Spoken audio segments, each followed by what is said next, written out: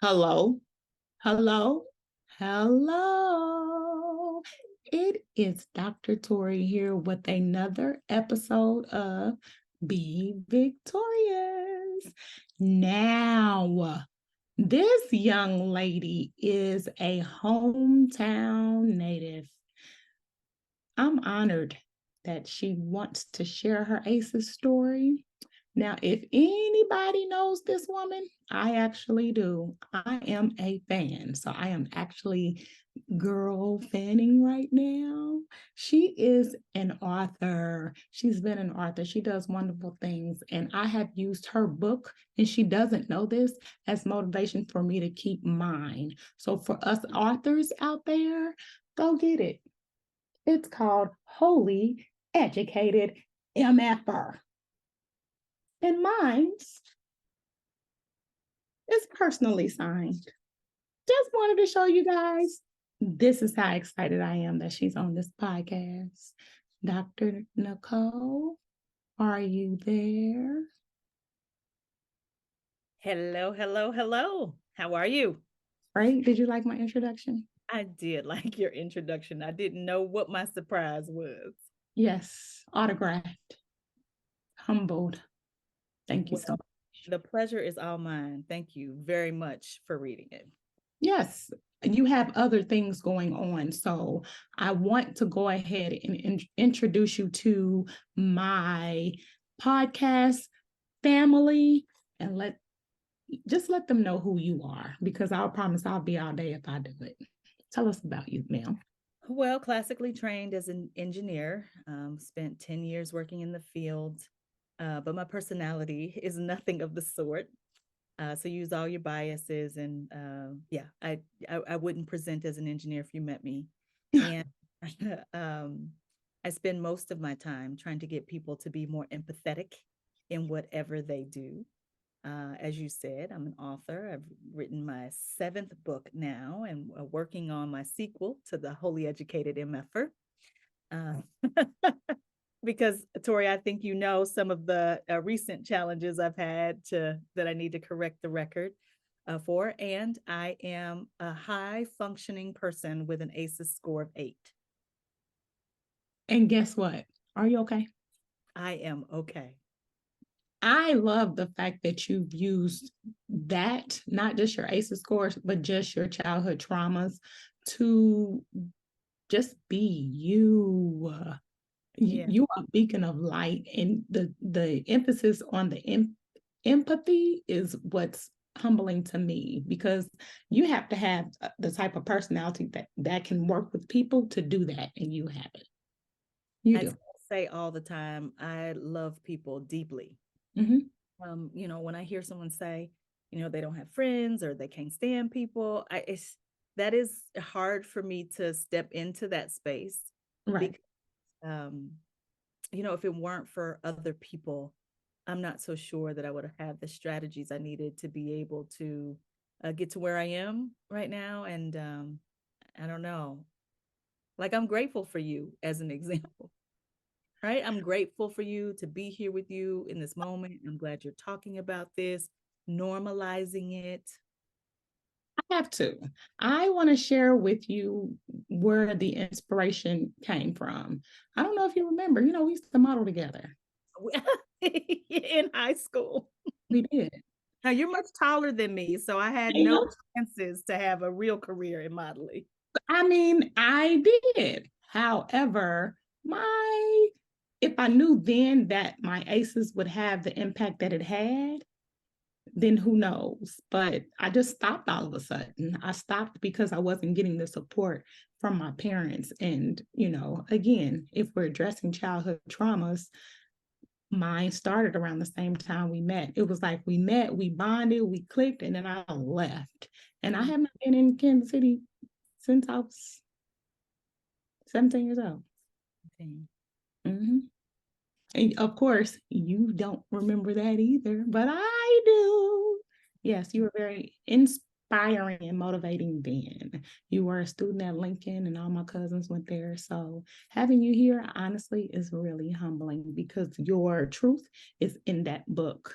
And just to see how you have evolved from some of the aces that you endured to have a score of an 8, I actually can say I witnessed it. I grew up with you. I know that you can overcome your adverse childhood experiences if you address them.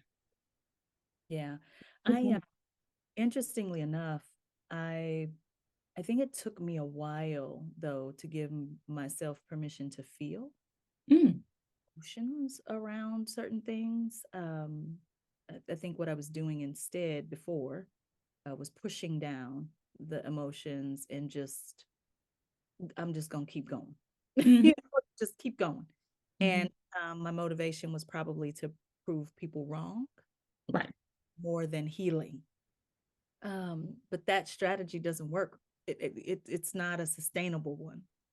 And I think I'm better for it. The work was hard to focus on my own healing, and well, and I'm acting like it's over. It's never over.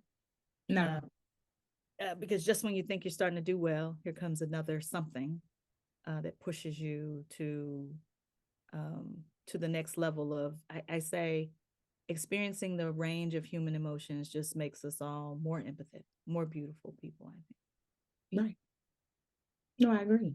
And the fact that you have have classes, you do trainings and things in order to get people there,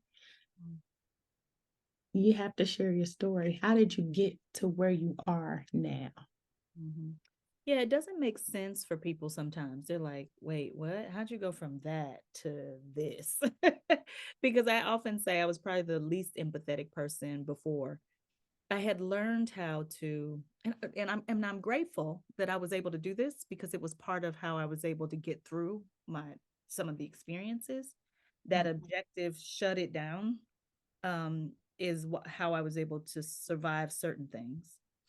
But the first thing was when my mother died. She was killed by a drunk driver. So yeah, it was a grief event like everybody else's grief events. But we were also in a murder trial Oh, for wow. almost dragged on for about 5 years, and trying to function um, while you are also denying that you're feeling grief. Eventually, the body starts to say, so it was coming out in anxiety attacks, um, just deep sadness that people, and interestingly enough, that people didn't notice. Because if you ask me how I'm doing, I say fantastic. And I don't think I even noticed that I was even in that, not sharing feelings or emotions. I was saying fantastic so people wouldn't ask me about my feelings or emotions. But then in this most recent situation, I even learned how to make my anxiety attack stop, right? Like, let me meditate, let me make sure I exercise, let me eat real food, not too much, get some sun. And that was working, even though I Right. wasn't really feeling. And then I found out my father wasn't my father. And none of my strategies were working. Oh, I'm trying to tell myself I don't feel sad, I don't feel grief, I don't feel disappointment. It's fine. And my hair started to fall out. And then the anxiety that used to show up is like a rapid heart rate that you can through breathing slow down, showed up as pain in my chest. No, I'm sorry, pain in my chest, pain in my stomach, felt like my skin was burning. And then you just have to you've got to reckon with that and have somebody help you to figure out what's going on. And so to my therapist's credit, she was like, I don't think I can help you. And there's somebody else I think can help you. right. And she introduced me to someone else who specialized in the importance of genetics to self-actualization, because most people were saying, well, what difference does it make? You had a father. And I'm like, I wish I could say that that's how I feel about that. That is not how I feel about it. Mm, Um, and because that's not how I feel about it, I need to honor that anger. I need to honor that grief. I need to feel it, express it, label it. And I think it broke my heart wide open right in the middle of my empathy project. And so now I can live it honestly. Whereas before, I just intellectually was like, none of the stuff I'm doing is going to work if people don't have empathy. But now I feel that at my core. Wow. So you mean to tell me your normal therapist recommended a grief therapist? Yeah, someone who was specialized in grief, but also specialized in like genetic, like discoveries. Mm-hmm. Um, because I don't think I look like my mom. People still say, you look just like your mother. I'm shaped like her. I have her mannerisms. I do not look like her, which means I never look like anybody. Right. And when my son was born, it was one of the first times that I got a chance to look in someone's face and see my face. Um, and so when I walked into a nursing home and I saw my biological father, because he's still living, Okay. both my parents who raised me are both dead, but my birth certificate, my birth father, or I don't even know what you call him, is the languages gets all confused. The birth father, I think. Biological, my birth father is living. He's 78. And when I walked into the nursing home and looked at this, I'm like, that's a whole man version of myself. And I needed to sit down. Like I almost like passed out because I think people don't understand that if they have looked at other people and seen themselves. Um, it took months for me to be able to do even what I'm doing with you right now, which is to be on Zoom looking at my face, because I was constantly now seeing a man when I used to look at my face and see myself. Right. And that's disruptive when the crux of my job is to be in front of people looking, doing this. Um, but he's delightful. So much about him explains many things about me. But a lot of work I had to do to make sense of how does someone know, because he did know, how does someone know you exist? So, One, so yeah. he never said anything? Yeah. So interestingly enough, he was one of maybe 2 dozen or more people who knew about this. So both my parents knew, both my grandmothers knew, my oldest four siblings knew, everybody at the church pretty much knew, some neighbors. um, I was one of the last to know. And the only reason I found out was through an ancestry DNA test. So think about, you had all these childhood traumas, some of which I think might be because I was the only of the seven of us with a different father. Um, and now as an adult to have something so uh traumatic, and I can't talk to my parents about it. They're not here. Right. And so it's interesting because I think this will be surprising to people.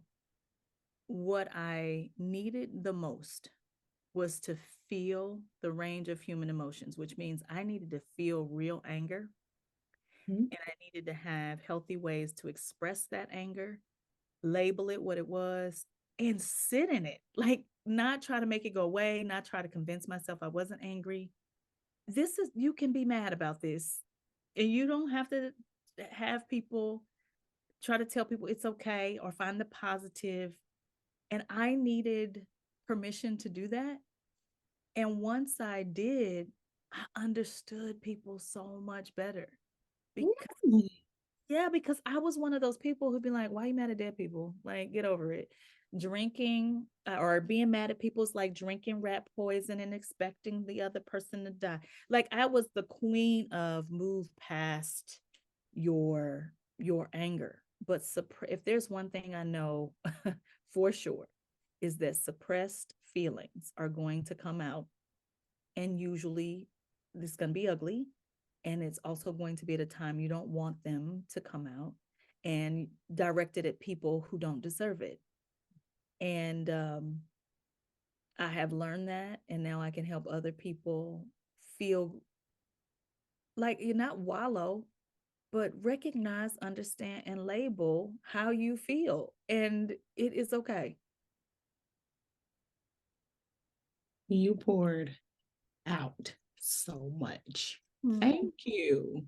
Because I think I'm the first person that got this opportunity. Thank you. Because I have questions. Ask them. The family, you Mhm. knew about this. How do you feel about them not sharing that with you? Because remember, you just said it's your feelings and it's okay to feel. And, you have, and I will say, as long as I've known you, you've always been empathetic. So, again, as a follower, as a person that supports you, as a person that is, you know, I follow you. Yeah, this is good. And I'm not saying good in a good way. What I'm saying is you have adverse childhood experiences and you're trying to deal with this as an adult. Mm. Bless your heart, because there's there has to be an overcoming of emotions just talking about this right now. So I thank you so much for sharing. Yeah, it's interesting that I used to think I was my daddy's favorite child. I think I even maybe wrote it in the Holy Educated MFer that he couldn't say I was his favorite, but I was his favorite. That's how I saw it. But through this process, I learned that it took him a while to come around to that. Um, that it wasn't immediate. So can you imagine my heartbreak? Mm.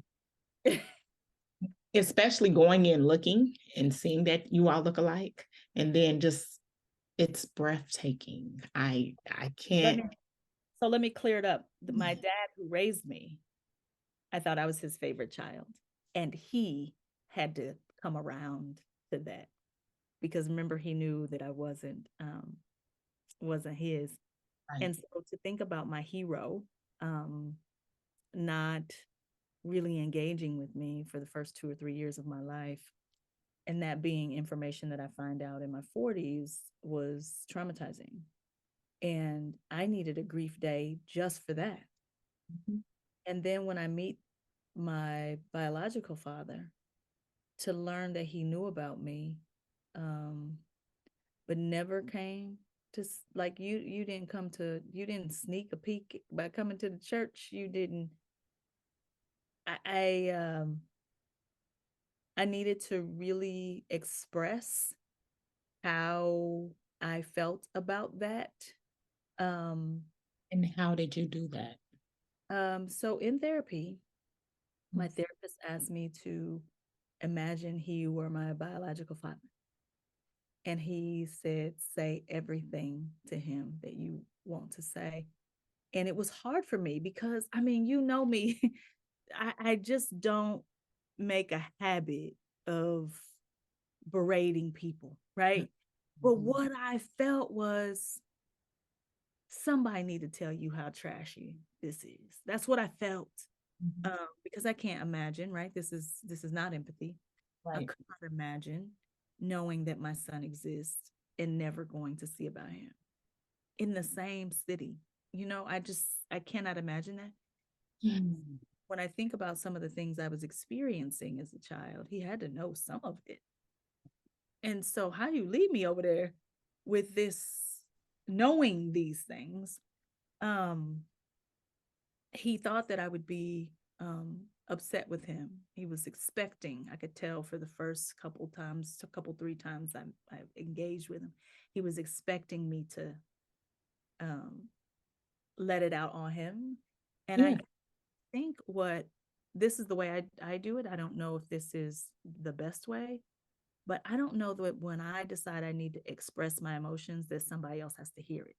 I Right. just need to express it. So Right. maybe writing it, maybe that's just saying it out loud in a prayer. Um,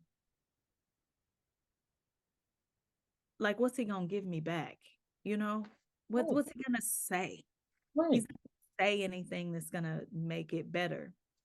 Um, but I had a grief day. I had the entire Like, I think I went on for probably 3 minutes with my unbridled truth about how I felt about that. And, over course of a couple weeks, I was able to then understand what was going on with my mother and my father at the time.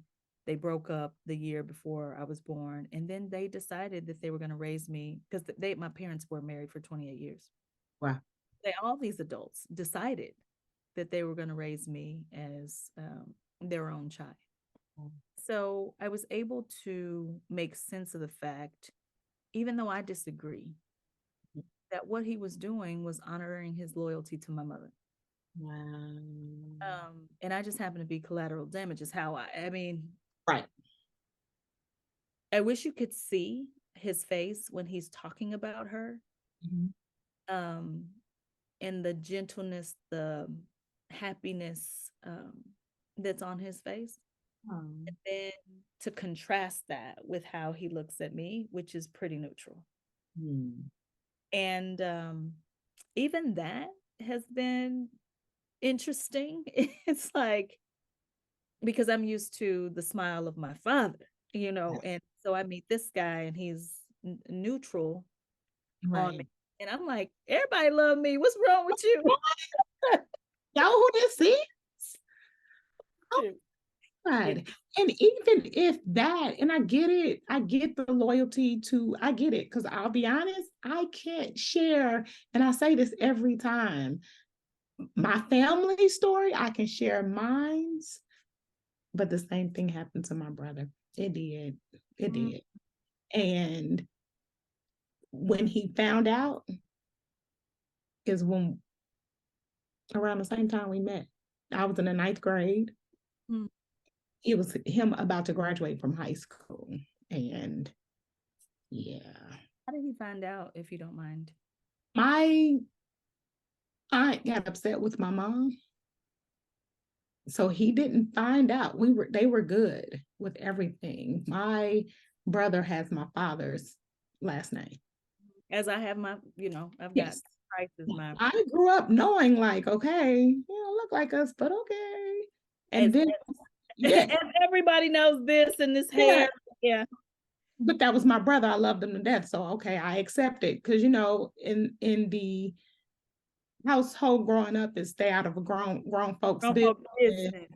Don't say anything and mind your business and all of that. So I did until I started becoming vocal. And that's actually, I started becoming interested in research my freshman and sophomore year of high school. That's when I started becoming a researcher because I had questions. So who's daddy for real? And I love how you say that. You even when we started this, you're like, I've got questions. That must be is that your favorite line? I've got questions. I'm a researcher. Yes, I have tons of questions because those are the answers that are going to lead to the what, when, and why. I mean, I'm sure my brother still has tons of questions. We don't talk about it as much as we should. We don't. Because it's sensitive to my mother. So we don't. And then my dad, and I love him to death, he always say, well, go, we have questions, talk to your mom, because that was something he also did to protect her as well. So does he talk to his biological father? He just has set boundaries. Does he talk to that family? He sets his boundaries. But for me, I got questions. How come nobody said anything? And why did another family member have to get upset for all of this to be it? We got to do better, which is to push for me and advocating for childhood traumas in the form of adverse childhood experiences. Is out there. It's real. It's a pandemic for me. It's on the CDC's website. But again, you follow me too. You support me, and I thank you so much. They finally updated it. So I'm excited to see that things like this are added. Grief? Are you serious? This happens. I tell my father all the time, and I love him to death. When he was 16, he lost his mother and went immediately to the military. You could do that back in the day. You can't do that anymore. They don't even have laws for 16-year olds to go to the military. But that he was a kid. You're an adult. And that's the thing that people don't understand. those aces will carry all the way until you get an understanding or know what's going on or exactly what it is. So, when did you know that your story? What made you take the ACEs score? I'll say that. What made you start looking up ACEs and take that ACEs score? Well, a colleague mentioned it to me. Okay. I was doing some work with an organization, and much of what I was trying to do around teaching people to be more inclusive, I was like, man, these individual people have some stuff. That's what I called it. I was like, because I didn't have the language. I was like, Right. people have stuff that they need to deal with that they're bringing into this session that I can't help them with. They need to go to therapy. And so while I'm here trying to get these broken people to work together, I need them to also be healing themselves, or else this is not also not going to work. And he said, "Have you heard of ACEs?" And I was like, "I don't know what you." I had never heard the term. And so, just for context, we're talking like 2019. I haven't known about ACEs very long. Really? Okay. Yeah, yeah. I mean, just I'm not a I don't work in the field in any way, so Yeah. I'd never heard the term. And when they told me you know how people talk about ACEs, they're like, if your number's higher than 4, then you're not going to be able to do anything, accomplish anything in life. That's kind of how they present it. Okay. And so I'm over here checking off these boxes, and I'm like, ooh, ooh, ooh, ooh, ooh, like I'm almost a 9, but not it say always. So no, okay. When I saw my number was 8, I was like, okay. So Right. then I wanted to know more about it, and even the fact that like, so my dad died on my 10th birthday, and Mm. he was my person, and his people were where I found a home for my personality, and I felt really accepted with my now. I don't use the term half siblings, but just for the sake of making things make sense, my half Right. sibling family. Um, and when he died, my mother didn't particularly engage with his family very much, so I didn't get to see them anymore. So that's that abandonment, that loss, um that you don't even realize is a trauma. But at 10, that's a big deal to lose your father, who you feel is your person, and then now all of a sudden you're not spending any time with your extended family that's right around the corner. Um and I am what I was excited about um was that I had been in Ancestry building my family tree for 10 years by the time I found out, basically on a fluke, that I'm not genetically a Price. And I was shocked um, that nobody had gotten angry and said, like, think about how many people knew, and yet nobody had ever just Yeah. gotten, because people did get mad at me, although I didn't specialize in Sure. anger, mad at me all the time. And I Right. was really shocked that nobody ever said, that's why, Louis Price is not your father. Like, never. And if they did, I don't remember it. So that's another thing that I think is interesting. When I started hearing the stories about why my parents were separated the year I was conceived, it was shocking for me to know that I have blocked out. I have such vivid memories of my childhood, but they're really important things that I have completely blocked out. It's like my body is trying to protect me from it. I just do not remember Really. at all. So, what I love, your recent your recent acceptance of ACEs, the fact that you understand it, you know what's going on, you started doing your research, and you've started healing differently based off of everything that you've learned about here recently. So all of this is recent. Yeah, fairly recent. I used to go, I mean, I always went to therapy, but I was going to therapy more just to talk. Right.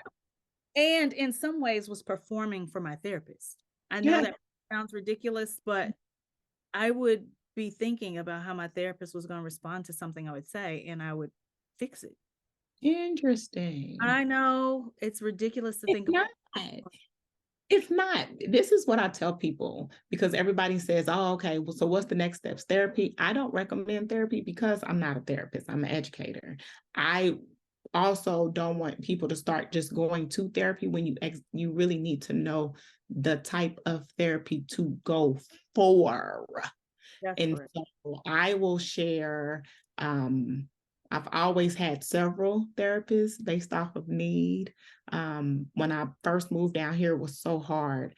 I actually sought grief therapy, and it was great. It was great. So I know that what you have went through, you went to the right person. I've had people go to marriage therapy, and it's like, you're not even married. Why are you a marriage therapist? What? Me, yeah. So that's why I don't recommend therapy per se. Do I think it's needed? Sure, but I don't say you need to go to therapy. What I do is say, hey, yoga is therapy, art is therapy, music is therapy. Getting sun, getting sun. Like when my Yeah. mood starts to drop, I notice that I haven't been outside. Uh, yeah, it's there's a list of questions that I go through. It is, have you been eating real food, and meaning mostly plants, or have you been down in a bag of popcorn? Right, right. Um, have you been outside? Because typically that needs to be in my top two. Um, have you done any kind of prayer, meditation, devotional, or not? Have you moved your body in a way to get your heart rate up? Have you done anything that is not for work that you enjoy? Because for someone like me, when your work is your passion, I Mhm. can find myself working for days without noticing it. And I know that also is kind of strange for people to get their heads around. But my friends are often like, you need to take a vacation. But I don't feel the need to. It doesn't. I feel like my friends escape their lives. Mhm. I don't need to. I don't need to escape my life. And the danger in that is that I'm not turning off. Like I'm not doing something that does not require a whole bunch of mental energy. But all of those things are really, really helpful to me. And I will tell you, I think one of the reasons why therapy does work for me is because if you say something to me that through all my years of therapy, I know is like not accurate, I'm gonna call you on and be like, Uh, are you telling me to do X when I'm the one who is being gaslit in the situation? And I'm like, yeah, you're right. Okay. right. Yeah, because there are people who are just like, well, that's still your family. Well, if my family is abusive to me, then I need boundaries, not time to communicate. Not I don't need strategies for how to communicate effectively. That's not what I need. Right. I need space. That's what I need. I just had a conversation about this because people are not understanding how important it is to protect your boundaries. It's the beginning, middle, or end, depending on where it fits, of your healing process, of your healing journey. It lets you know that this is exactly what you're doing and why you're doing it. If there are people in your life who constantly attack you, call you names, try to bring, even if through jokes, try to figure out ways to talk negatively to you, um, my question is, why and for how long are you going to subject yourself to that abuse? And still, to me, still sometimes I feel guilty for not going to things sometimes. But if I'm not in a good place, I'm not going. I can't take it. Right. And Mm-mm. then understand, have siblings, I'm still in the mood because you all know. And then share. How do you Yeah. expect me to feel? And I think also there was another thing that I was, and if we don't need to be talking about this, you can always redirect. But Oh, I we're good. I was struggling the most with, I just wanted somebody to say, I'm sorry that this has happened to you. I just wanted somebody to say that. And more often than not, what I was getting was, why do you care about this? Why are you talking about this? Why, like, who is that? Almost wanting me to act like this whole person does not, not exist. And what I came to was, this is news to me. It's Mhm. not news to them. Right, So they are going to act the same. To them, it is the same. right. They've been holding this for 5 decades. Me, I'm the one who's new to the party here. And so I got to figure out how to get what I need, where I can get it. And so um, there was a little strategy I had when I was a young person. My family wasn't a family of huggers. Mm. And so I would get hugs at church. So people who like to hug, that's, I'd find my way to them so I could hug them. Right, And I treated this that same way. One of my resiliency strategies is, if I'm not getting what I need from where I want it, let me see where God has given it to me other places. And so amen. I found a support group where, when I want somebody to be like, I'm sorry that happened to you, I share parts of my story and they go, I'm sorry that happened to you. That's awful. And and sometimes I realize that's all I just want some affirmation that this is not, while people probably have good reasons, this is not okay. The people who tell you to be honest, who beat you for lying, lied about something major, not about eating some candy or coming home late. No, they lied about paternity. Like, Yeah, and that values misalignment. It right, takes you got to work that to figure out, okay, how do I feel about that? And now what am I going to do based on how I feel about that? And what does that mean for my life today? right. Uh, Which is the reason why you also said that there's things you can do, but that the questions can't be answered because two of the people are in heaven. They're they're gone. deceased. Mm-hmm. Question: has your son met his grandfather? Yeah, so interestingly, for my son, he was excited to meet him because he doesn't have any living grandpas. He never met his biological grandfather, either on his dad's side or, well, and I'm saying biological because I thought Lewis Price Right. was his father. So Lewis Price died when I was 10. His paternal grandpa died when his dad was 10. So his grandpa on his dad's side is a stepdad. Okay. So he was excited to meet his grandpa. But I have taught my son amazing boundaries. Mm. So when he met my biological father, and my biological father was neutral, you know how I told you he was neutral? Uh-huh. My son was like, I'm neutral too. Yep. I bet you he was. Mm-hmm.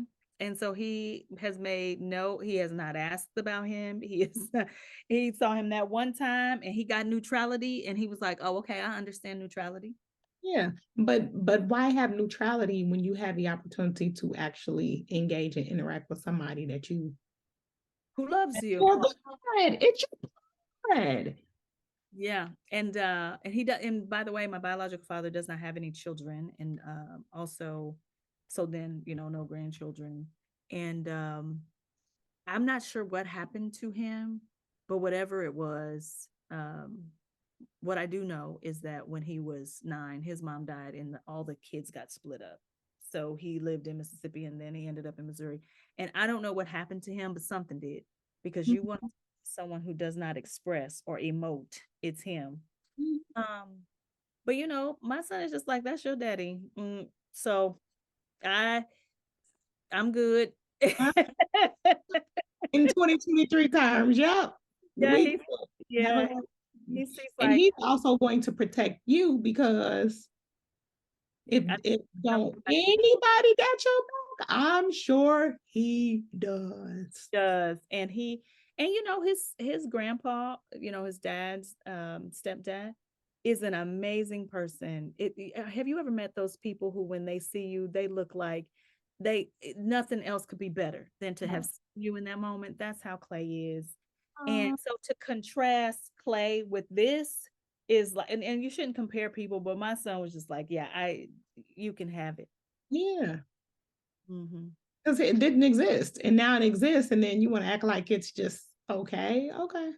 I think the thing that people have to understand is it's not okay. Let's be clear. It's not.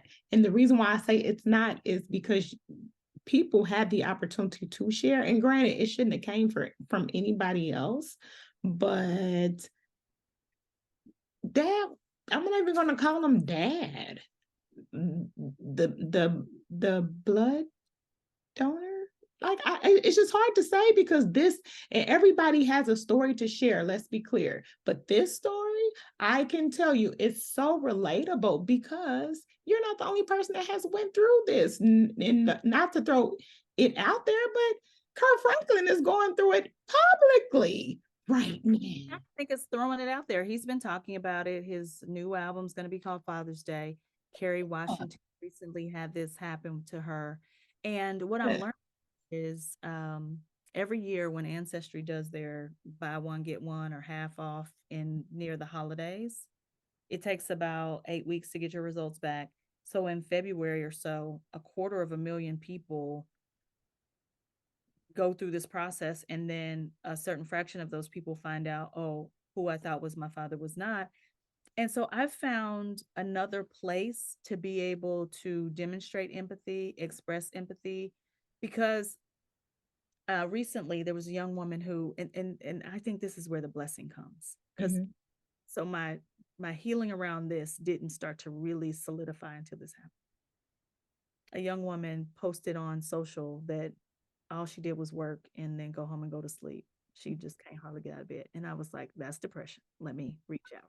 Hey, yeah. So I reach out and I say, what's going on? And she doesn't want to talk. She wants to text. So I'm like, okay, fine. And so we did texting, and she's like, I just found out I was adopted.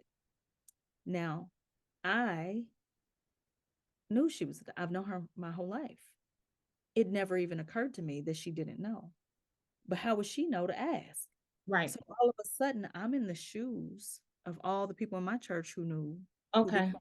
because they thought I knew, Right. would have told me if I had asked. And so I apologized to her because remember, I said to you that sometimes all I wanted was an apology. Right. And so I said, I am so sorry because I absolutely knew that you were adopted because your mother was never pregnant. And then she said to me, my grandpa said, we've loved you from the beginning. Now, catch this.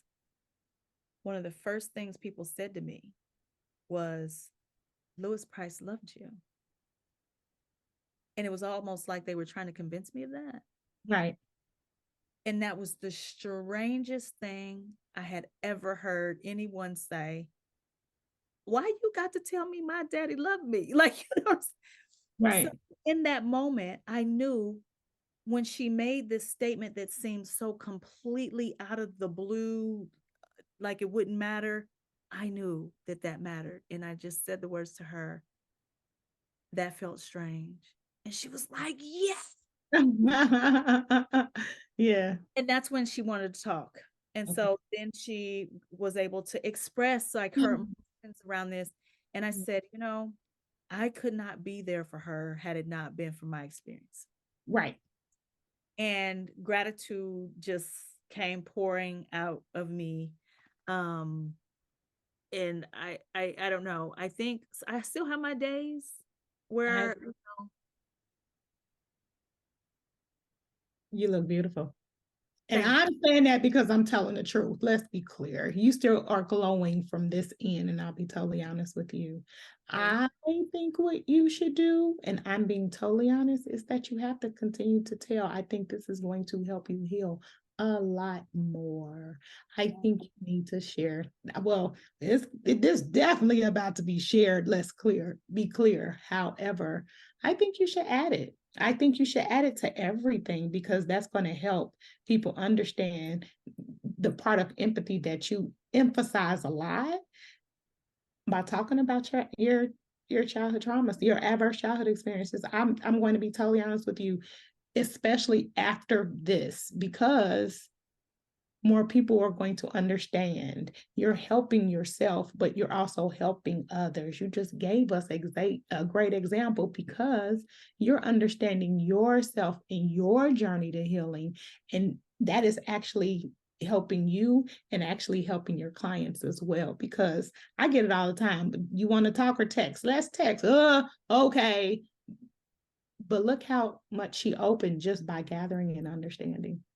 You Mhm. use your own self as an example to help somebody open up to address. I Yeah. think you need to actually go ahead and start adding this to the resume. Let's Resume start talking about adverse childhood experience experiences. about it. I'll be honest, because why not? I think we are only as sick as our secrets. Hmm. And when we hold these secrets, it feels like we are the only ones. And when you feel like you're the only one, then in that isolation, that's where, some of the negative self-talk gets a stronghold. And so I've written, it's actually in the editing phase now, a sequel to the Holy Educated MFer. Yeah. It's called Redeemed Lessons About Anger from the Holy Educated MFer. Okay. And in it, I'm telling the story so that you can get some sense for my adverse childhood experiences. So you can Hmm. get a sense what happens when you have these types of DNA discoveries. Um, and I think I'm a good writer. You can Yeah, I think check it so. out. It's I actually I wanted to talk about, Holy MFR, and I wanted to talk about the empty book, but I think what we should do, and um I'll talk to my producer about it. I want to talk. I do, because this book by itself, to me, this is aces all the way. That was my that is of all the books I've written, I think that is the best one yet. I do. And people don't want to read it because it has the curse word on it. Um, If you read it, you'll know you'll why. understand why it's there. And see, we're going through the same struggle. Not a lot of people even go get their doctorate degrees from Kansas City or graduate from high school. You know what I mean? So you have to understand the holy part, the educated part. You are an engineer. People don't know that. You have a degree in chemical engineering. Yay. As an African American woman, you got that before you got this.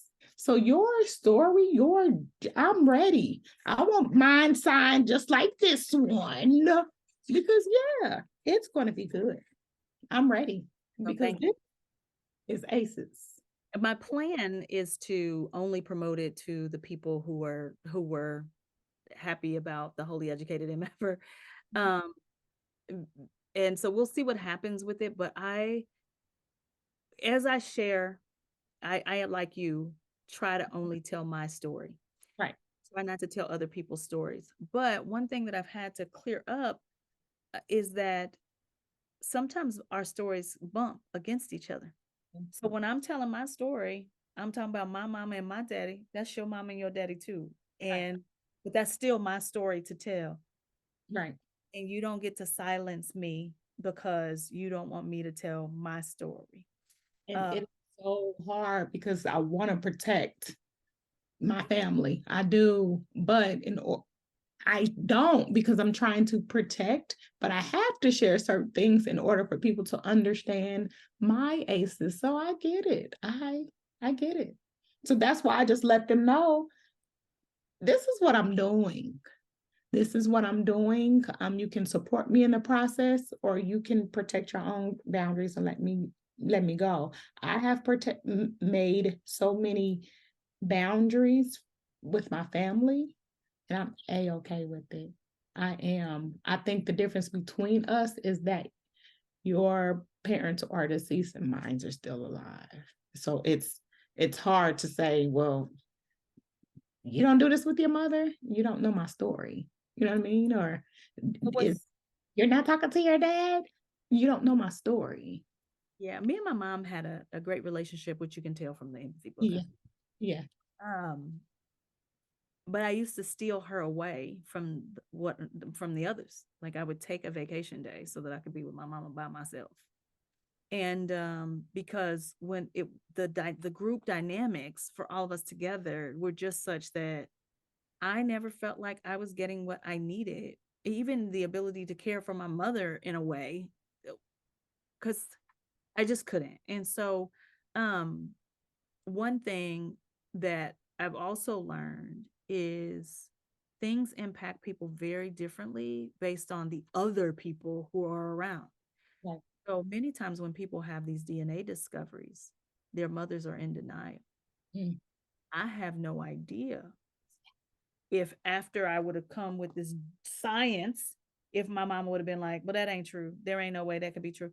I can't imagine that she would have presented with the evidence, but so many people have that experience that I am grateful that I don't have that. Like I can just feel it in and say, well, I think, I don't know what she would do. So I think it'd probably be positive. But the evidence shows that many women still will gaslight that. I don't believe in DNA results. That's your daddy, and that's the end of it. And it would be really hard for me to maintain a relationship with a woman I love if that's how she responded. And so I understand and get that sometimes the people who you are supposed to be close to, their behavior does not align with whatever you consider to be societal norms, and you have to protect yourself, your children. um I say often my life will be peaceful and loving and safe. Mm-hmm. All three. Mm-hmm. And for my own child, I have created a peaceful, loving, and safe space. And that hasn't always 100% been true because I didn't understand how my adverse childhood experiences, trauma I was holding in my body, was being transferred onto my child. And I regret that. Um, and thank God that we were able to get help to help us figure out how to engage with each other. And he is my favorite person on the planet. He's a cool kid. Yeah. Yeah. I think you're amazing. I have to summarize here only because you gave us a lot. Now, this is going to be great because I love how you use the terms. I love how you use the terms to help us understand because that's what it is. People need the clarity and understanding.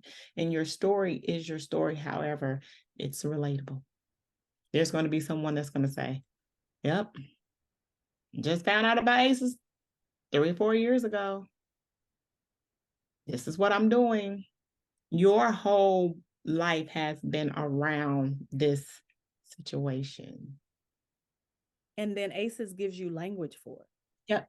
ACEs also tells you when you take that test and you see what gives you a point, you go, oh, that was not okay. Right. Yep. So it's confirmation, scientific confirmation to say, I know this happened to you, but that is not okay. And nobody has to say it because you're like, okay, the higher the number, the worse off I am. Yep. And that's the reason why I stick with the education portion. Now, when people ask questions, I can give good referrals, good talks, good things. However, your healing journey is yours. And Yeah. I'm glad to hear that you've taken this healing journey to not only put an emphasis on what you're already doing, but to help others. You gave a great example of someone kind of closed in, but actually opened up due to the clarity and understanding of your own healing journey. And you're still healing. It's a forever process Mm-hmm. because I don't know what triggers are. I don't and when one of them happens, I'm like, oh, wait, what was that? And still just trying to figure out some of those things. But I can honestly say that when I'm well, when I'm taking good care of myself, and when I say that, when people say self-care, they always think about a vacation. For me, it is taking a bath instead of a shower. Right. Because Ooh. being in the water, it like releases all the tension from my body. I probably should do it every day, but I don't. Taking some time, even if all you have, there's this YouTube channel called Meditations where you meditate in the bed. Hmm. And at first I thought it was hilarious, but if all you do is take a moment to slow down and center, that moment is helpful. And when you're having thoughts, I remember when I first started meditating, I thought, all these thoughts, I can't meditate. Well, all those thoughts are you releasing stress from the body. That's what the body and the mind's connected. And once I learned that, I'm like, if I can sit in meditation and I can't do nothing but the thoughts coming, thoughts coming, thoughts coming, now I just stay there because it's stress releasing. Right now I'm just waiting for my hair to grow back. It's still beautiful. So I just keep shaving it down and make it look cute because I still got a little stress spot right here in the top. Um, but This is why I love her, y'all. She keeping it 100. Y'all said, and it happens. Some people would try to hide it. Not at all. we just gonna Think it's a part of it. You think it's you're using it as a tool to your journey to healing. when I decided to cut it off, because for a while I was getting it braided and stuff. Mhm. When I decided to cut it off, which I think many Black women can resonate with this idea, or maybe anybody, when you cut that hair and it feels like, okay, it's a refresh of sorts. Mhm. Um, and I think it was also like your identity might be shifting, and you are just still Nicole, who's on this journey towards healing. Mhm. And this is the thing today. There might be something else different tomorrow. Um, but God has a way of making sure that whatever you're going through, that you got what you need in that process. And I trust that. I have faith in that. Sometimes I have to have faith in it even when I don't trust it. I don't know if that makes sense. It does. It does. It does. Think So, you're amazing. Oh my God. So you guys, I was just as surprised as you was. I'm still fanning like this is Dr. Nicole Price, but the amazing thing is she's just like us, understanding her aces, going through life, having a journey to heal. My last question, I think. Mm.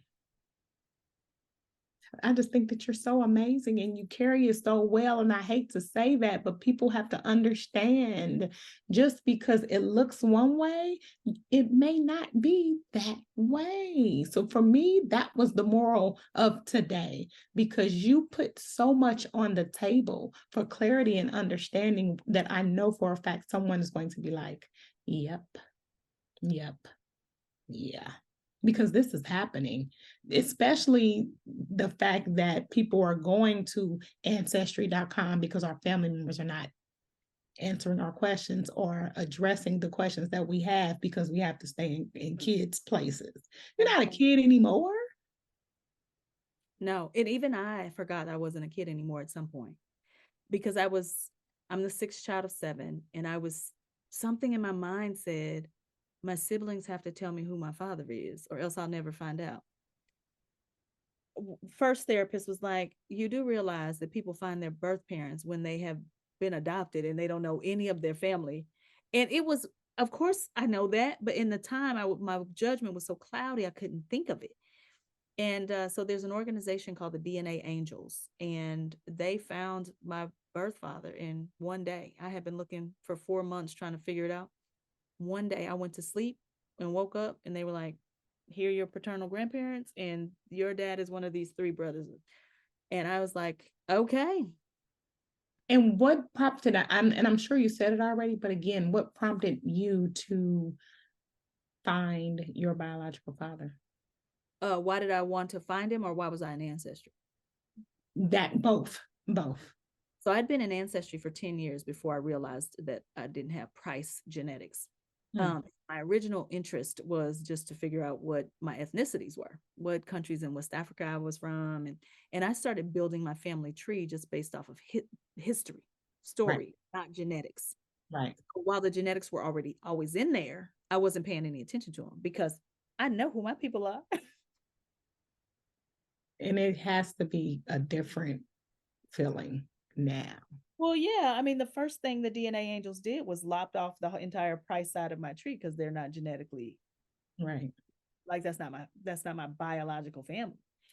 And they needed to do that in order to clear it up, so they could clean it up. That was traumatizing. Mm-hmm. Spent 10 years looking at census records and birth certificates and marriage records, building that tree. Now they're back on there, but it's like my half siblings people, right? So they didn't delete it. It just is not connected to me in the way that it was before. Yeah.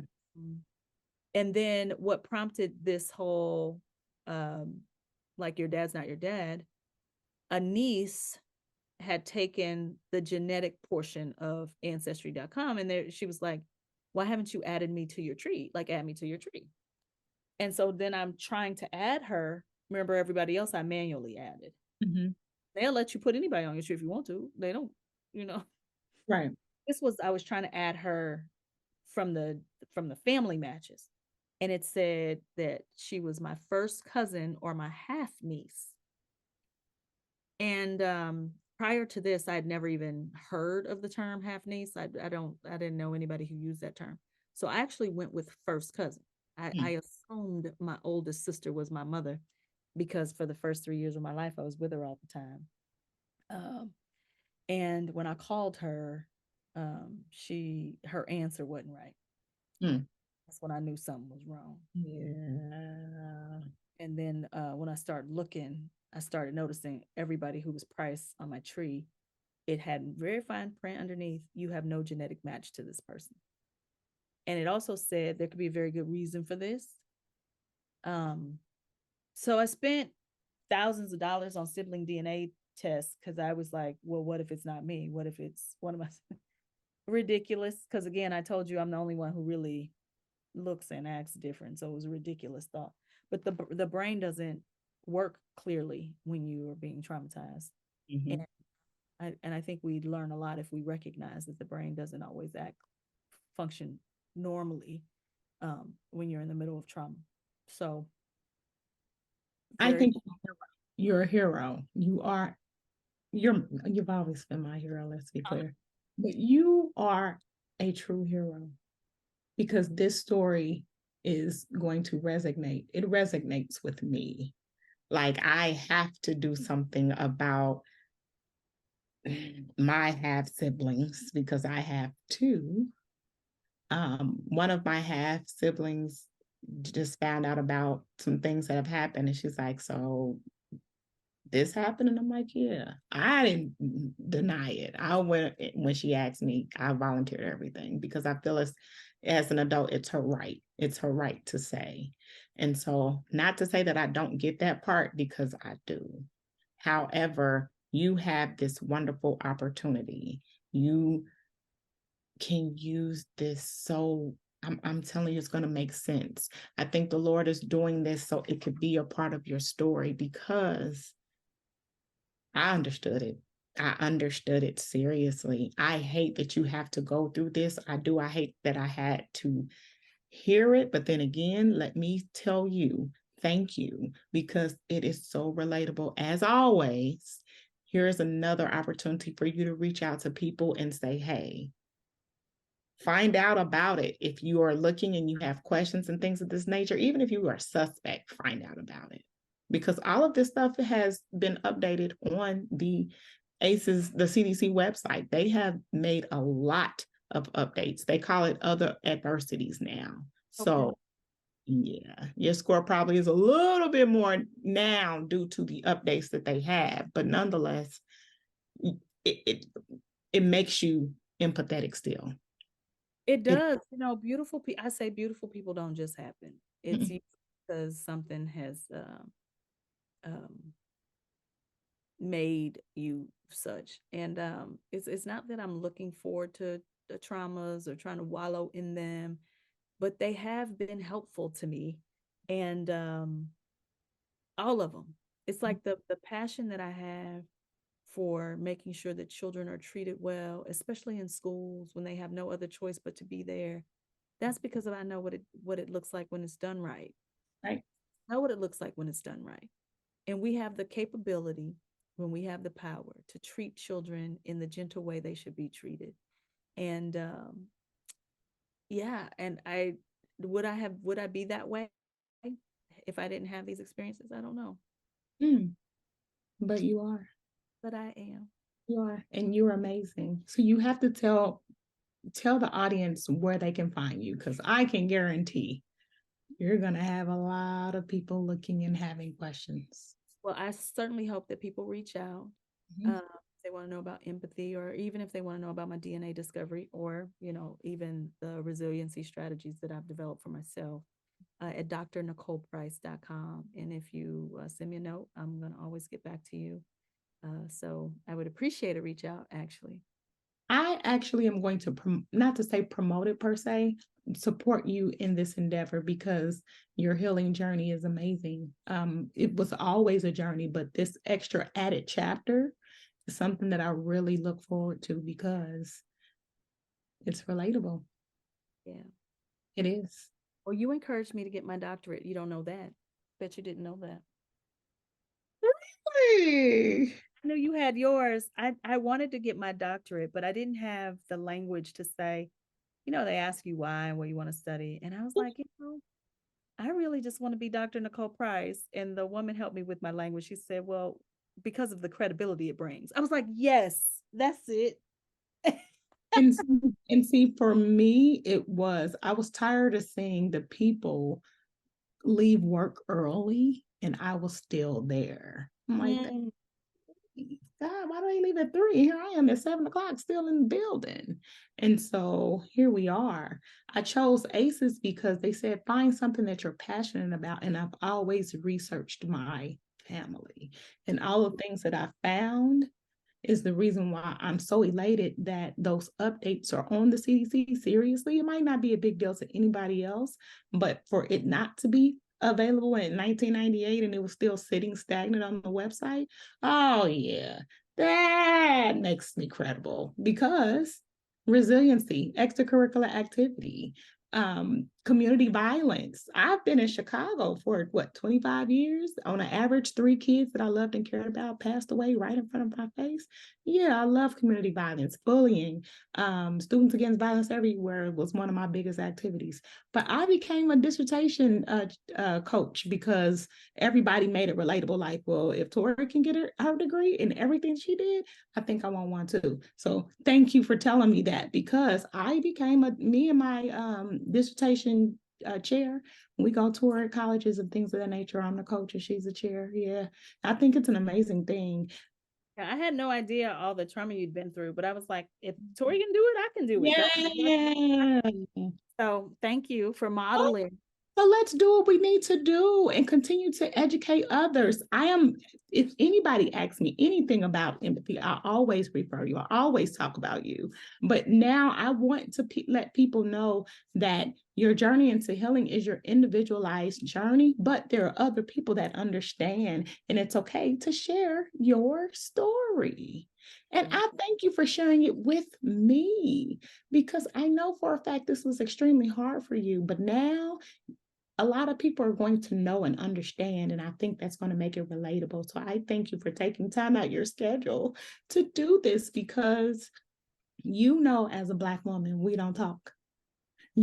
As a Black woman, as far as our family and things like that, we don't have those discussions. And so you can't do that. But my hope is that they hear your story and we continue to heal and other people share their stories. Dr. Price, where can people buy your book? You can find my book on Amazon. You can find it at Target, Barnes & Noble, everywhere books are sold. But you can also go to drnicoleprice.com. And I also own a business called livelyparadox.com. So any of those places and you can get. The articles are good, though. I read them myself. Yes. Dr. Price, thank you so much for your time. I appreciate you for everything. You guys, you all will see her information shortly. But until then, we're going to go ahead and close on this wonderful note. You guys can find me everywhere as Dr. VicTORIEus. You all know that. BeVictorious.com. Be Victorious everywhere. I have a lot of stuff in store, and y'all already know that. So tune in on all social media. Tune in on all podcasts, and I will see you guys soon. Take care, you guys.